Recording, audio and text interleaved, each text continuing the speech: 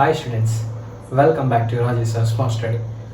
ఇప్పుడు బేస్ వచ్చేసి మనం డైరెక్ట్గా సోప్లో పేస్ట్లో ఈజీగా మనం అప్లై చేసుకొని యూజ్ చేసుకుంటాం, సో నో ప్రాబ్లం. కానీ అది ఇన్సైడ్ వెళ్ళదు.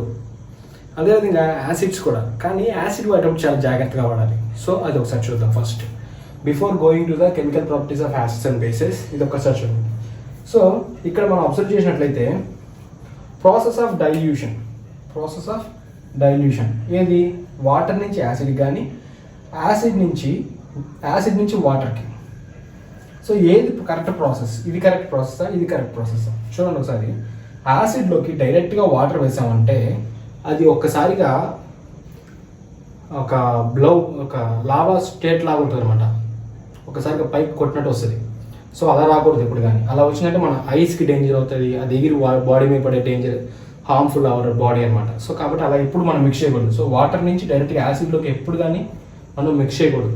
ఎప్పుడు అది మన బాత్రూమ్స్లో వాడే యాసిడ్ అయినా సరే, లేదంటే ఏదైనా కెమికల్ ఇండస్ట్రీలో జరిగే యాసిడ్స్ అయినా సరే, అది ఏమైనా సరే డైరెక్ట్గా వాటర్ అనేది యాసిడ్లో వేయకూడదు. అది డేంజర్. ఎలా వేయాలంటే మనము వాటర్లో ఒక మనం తిప్పడానికి యూజ్ అయ్యే ఒక మెటీరియల్ తీసుకొని యాసిడ్ని స్లోగా పోయాలి. యాసిడ్ని పోస్తూ కంటిన్యూస్గా స్టిర్ చేయాలి, అంటే తిప్పుతూ ఉండాలి. తిప్పుతూ ఉన్నప్పుడు మనకి డైల్యూషన్ అనేది కరెక్ట్గా జరుగుతుంది. సో ఎటువంటి హార్మ్నెస్ అనేది జరగదు అక్కడ. ఇలా డైరెక్ట్గా వేసినప్పుడు ఏమో హార్మ్నెస్ జరిగేదానికి ఛాన్సెస్ చాలా ఎక్కువ ఉంటాయి. సో కాబట్టి ఇలా జరిగిందంటే సో నో ప్రాబ్లం అంట. సో డైల్యూషన్ అనేది ఇలానే చేయాలి. సో ఇది ఒక one of the way we have to dilute the solution, acid solution. So next come to the topic.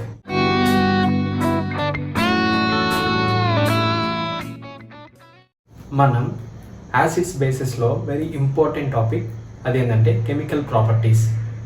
మనం chemical properties of acids and bases ఇవి చూసే ముందు ఒకసారి ఆల్కలీస్ అంటే ఏంటో తెలుసుకున్నాం. So alkalis are nothing but these are the first group elements. First group of ఎలిమెంట్స్లో అంటే periodic టేబుల్లో ఫస్ట్ గ్రూప్లో ఉండేవి. సో హైడ్రోజన్, లిథియం, సోడియం, ఇలా మీకు స్క్రీన్ మీద చేస్తాను చూడండి ఒకసారి.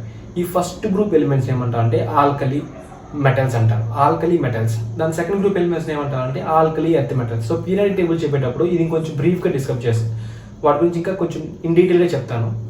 సో ఇప్పుడు మాత్రం ఆల్కలీ ఎర్త్ మెటల్స్ అంటే ఆల్కలీ మెటల్స్ అంటే ద ఫస్ట్ గ్రూప్ ఎలిమెంట్స్ ఏమంటారంటే మీకు స్క్రీన్ మీద కనిపించింది కదా, అది ఆ ఫస్ట్ గ్రూప్ ఎలిమెంట్స్ ఏమంటారంటే ఆల్కలీస్. సో ఈ ఆల్కలీస్ ఏంటి అంటే water soluble bases are called alkalis. So వాటర్లో సాల్యుబుల్ అవే వాటిలన్నింటినీ ఆల్కలీస్ అంటారు. సో వాటర్లో డిజాల్వ్ అయిపోవాలి, సాల్యుబుల్ అయిపోవాలి.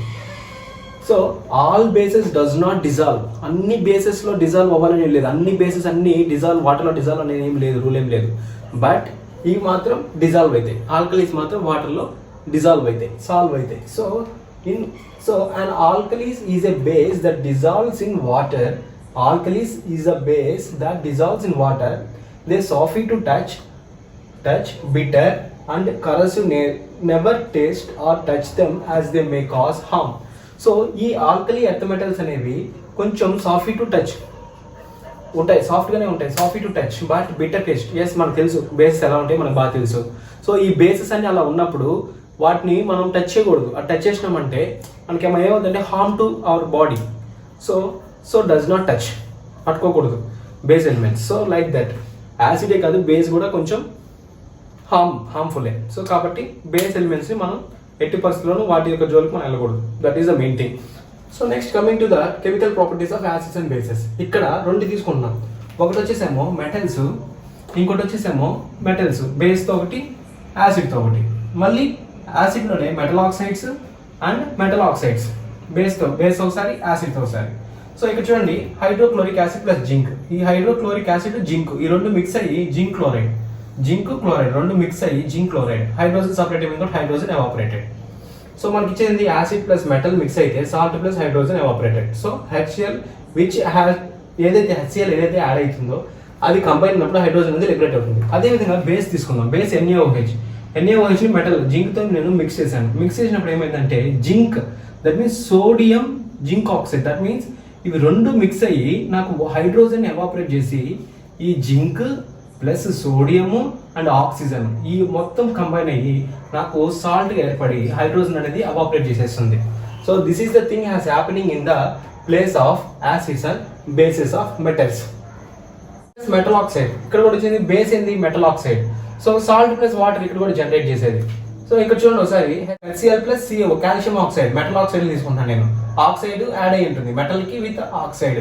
So hydrochloric acid metal oxide రెండు మిక్స్ అయినప్పుడు CaCl2 అంటే కాల్షియం క్లోరైడ్ వచ్చింది. So calcium chloride plus water, salt plus water ఈ రెండు జనరేట్ అయ్యాయి, యాసిడ్ మెటల్ ఆక్సైడ్. ఇక్కడ సోడియం హైడ్రాక్సైడ్ సల్ఫర్ ఆక్సైడ్ రెండు మిక్స్ అయ్యింది, sodium sulphate with water.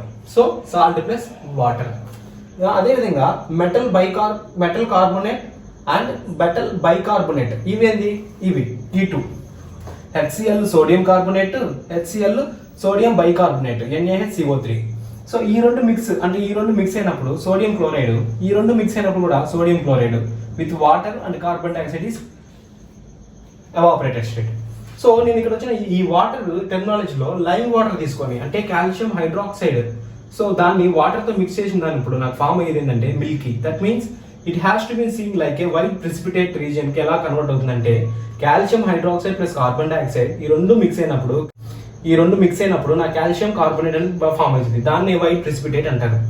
So ఈ వైట్ ప్రిసిపిటేట్ అనేది నేను తీసుకొని CaCO3ని వాటర్ తో ప్లస్ కార్బన్ డైఆక్సైడ్ ఈ మూడు నేను మిక్స్ చేసినప్పుడు నాకు కాల్షియం బైకార్బోనేట్ ఫామ్ అవుతుంది, దాన్నే వాటర్ సాల్యుబుల్ అంటారు.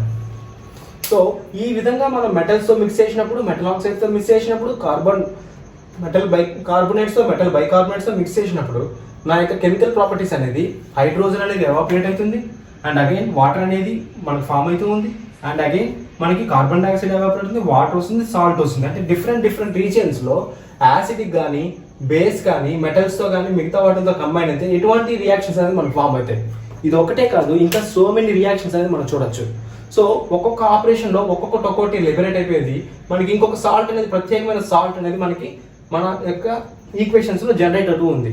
సో ఈ విధంగా నెంబర్ ఆఫ్ ఈక్వేషన్స్ సాల్వ్ చేసినామంటే మనకి ఈజీగా ఏది ఎప్పుడు లిబరేట్ అవుతుంది, ఏది ఎప్పుడు మనకి మిక్స్ అవుతుంది, సో ఎక్కడైతే మనకి ఏ సాల్ట్ కావాలి అది సాల్యుబుల్లా కాదా, సో ఈ విధంగా మనం క్యాలిక్యులేట్ చేయడానికి ఈ కెమికల్ ప్రాపర్టీస్ అనేవి చాలా యూస్ఫుల్ అవుతాయి. సో ఇది ఒకటే కాదు, ఇంకా మీ టెక్స్ట్ బుక్ తీసుకొని ఇంకా number of chemical equations solve చేయండి, then it will be very easy. So thank you students, thank you being in the class, see you in the next class, bye bye.